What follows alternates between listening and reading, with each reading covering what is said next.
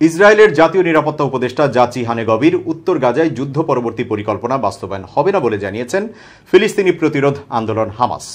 মঙ্গলবার সিনহুয়াকে পাঠানো এক বিবৃতিতে হামাস জানায়, গাজার যুদ্ধ পরবর্তী ভবিষ্যৎ নিয়ে হানেগভির আলোচনা এবং তার পরিকল্পনা নিরর্থক, যা শুধু ইসরায়েলি সরকারের জেদকে প্রতিফলিত করে। হামাস বলছে, গাজা উপত্যকার ভবিষ্যৎ কেবল ফিলিস্তিনি জনগণের দ্বারাই নির্ধারিত হবে। ফিলিস্তিনিদের ভাগ্য ও ভবিষ্যতের উপর হস্তক্ষেপের চেষ্টা করলে সেই হাত কেটে ফেলা হবে।